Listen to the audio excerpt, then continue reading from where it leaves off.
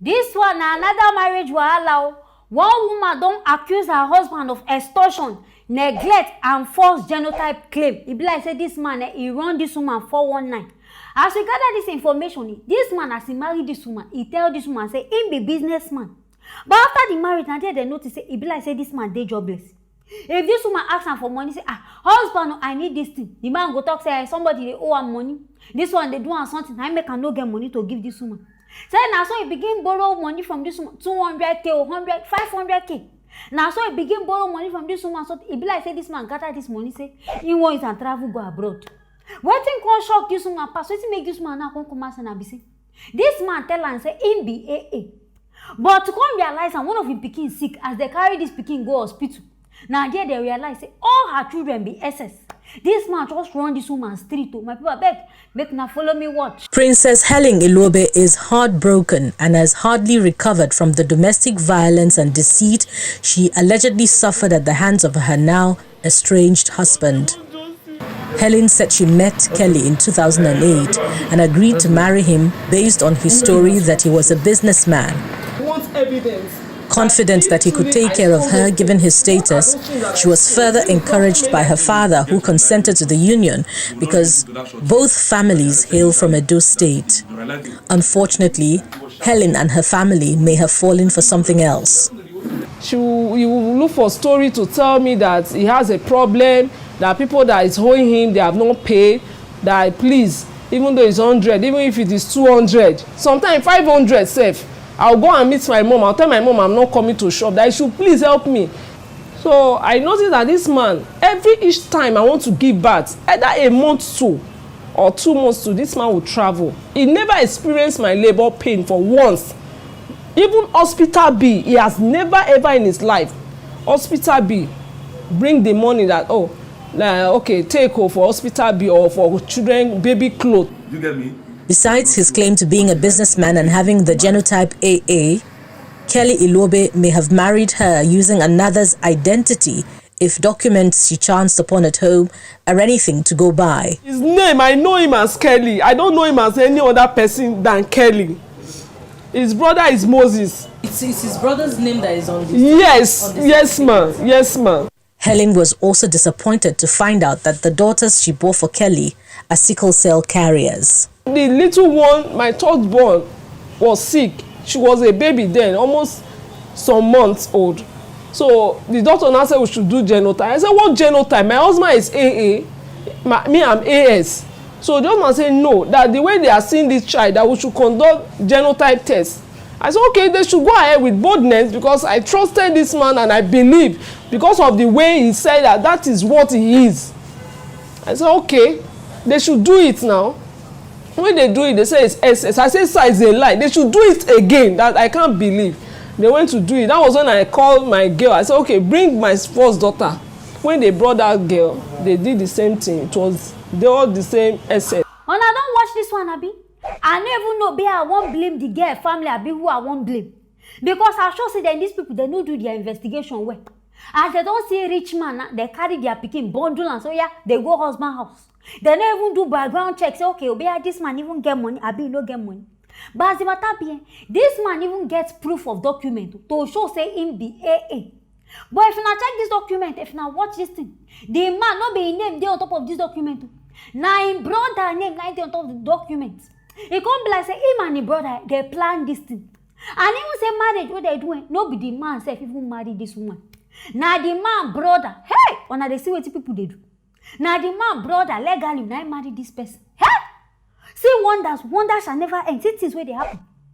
Now there she carry this matter go court and they talk say for court, this one they will call him bigamy. Say because this man even prove documents.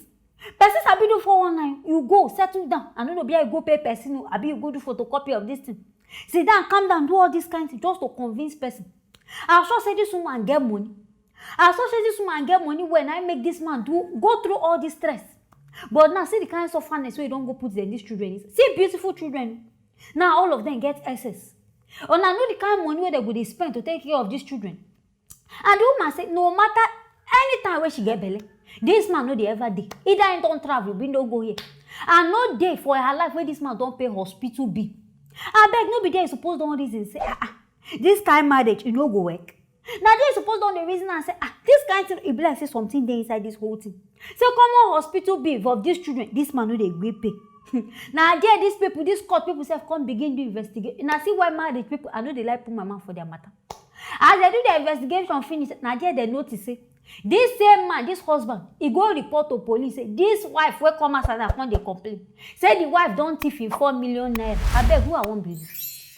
Who I won't believe for this story now, because then this one's now they don't confuse my brain. And say even where the woman carry documents come out, say na traditional marriage. Say they never see where for traditional marriage the person they give certificate. If like say this woman said she don't plan this whole thing before she said come outside. Because now this matter I don't know better than the man even they right. I mean at the woman there everybody gets his own story. But I beg go make all these people do their investigation well, because now we don't know who we won't blame. And this man as he no even days in Nigeria, he don't travel go abroad. And we hear say this man open 2 supermarkets for this woman. Buy her motor before he travel. Say if like say as the man retire the woman can't carry the money where the man used to pay as bride price. Go return the money. So back now I don't even come pay na the woman tire. I be na the man. I don't even know who I want judge. But the man self do mistake. In the first place, why you lie say you be AA when you self know say you be AS? Because me now in this street they even pity. The two of na make na settle by na because now know all this marriage wahala na go settle now after 1 week they will come back together. But then these children now sufferness they go they suffer. Because almost every day now they go dey inside hospital. And if these people don't get money, they no go fit treat these children. But wetin the wife now don't come out and talk say she wants make the man they pay for child support, make the man they take care of the children. So every hospital be make the man do everything. And this one, I know sure say this one bad. As if the man get the money, make it do it because now in children.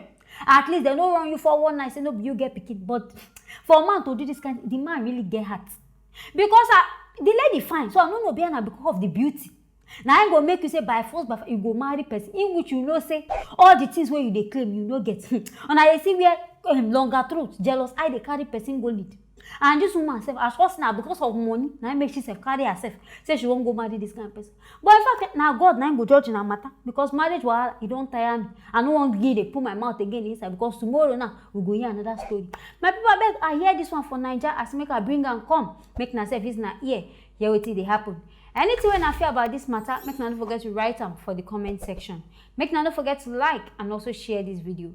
I will see you now for the next video. Nkechi Blessing and Mary Njoku don't slam people where they insult Angel of BB Naija. For those of now we know, this Angel entered this BB Naija. She did among the new housemates we just enter. And on the first day where this girl enter, if na see dressing, in fact, this girl dressing marvel people. People see dressing, people shock. And this dress where this girl wear, now so all her breasts begin show. People come the reason say this thing be like the Olympics has fallen. Now everybody begin complain about this cloth and this breast where this girl. It be like say this insults, you know, can't even go well with these two people. Then these two actors, they come feel and say, why they go to insult this girl because of this kind of simple thing where she just wear? People, they deceive people. But this one, as no go well with them, now dear Blessing, she can't come outside, they talk, say, she understand that if man, they body shame person. But which one can't be woman own? Say people, as they insult this girl, they insult her anyhow. Say people, something where they lead into depression, now all this kind of matter. Say now go the reason is okay when they cause this person or the person no go feel am. But some people they know they get the heart to carry insult. Now I make you go see say person go they say one go kill himself, one go do this one. So all this kind of insult and where they rain on top of this girl. Say the thing never make sense at all. Say and say person where embrace don't fall. You know me say the person don't old. You know me say they don't sleep with the person, press the person breast so tell the thing don't come flat. Say you know me all this kind thing. And say sometimes say the person never even born. It just be say now so this person be.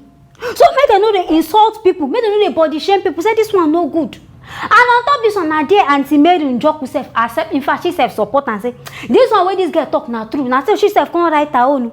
Say if the size of a man's penis is visible as the shape of a woman's breast, the world will be a better place. And I hear this one, in fact this one she shake table for men.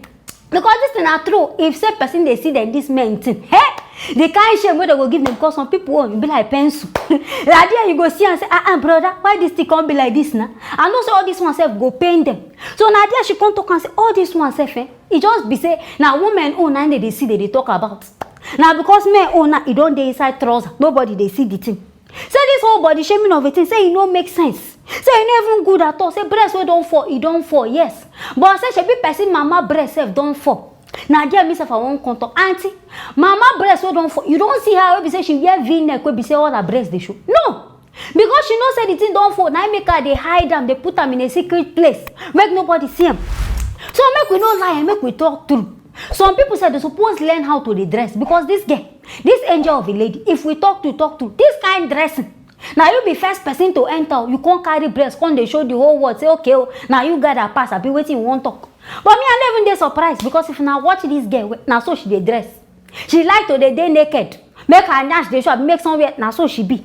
So maybe the thing don't master her, but at least she suppose learn say this kind of place so she did na national television she did, and people they watch her, people they see this kind of thing. Some people feel like and for the men, I know say they go dey enjoy and say okay, this one a good visual. But for the ladies, when be say then they don't even get front, they no get back. Pepper body go they worry them. The thing go depend them for bodies. All this one go join, go they make them they insult you. So until I beg you self calm down, dress well. And people when they complain about this body shaming, make we say face now true. Sometimes some people go just they insult something for somebody for something when they even get sense. Then when they even insult the person, their own self na times 4. But because a person never see their own, they will come the reason another person matter they talk. But this whole body shaming thing, it make it just calm down, make it sleep, make we hear word. Because this angel matter like this, people just they talk. If you hear this one today, you go hear another one tomorrow. Say why this thing sleep like sleepers? Different story now we just hear. I beg and make na calm down, make na know they cause this girl. Make no go be say the girl don't talk am. Say she be the type where be say she dey harm herself. Make we no go cause babe wahala for her if she can't come outside from the house. So based on our comments, my people, I beg I hear this one for inside the baby Naija house. I want to make her bring and come. Make na service na ear. Hear what they happen. Anything when I feel about this whole matter, make na don't forget to write them inside the comment section. Make na don't forget to like and also share this video. I go see you on for the next video.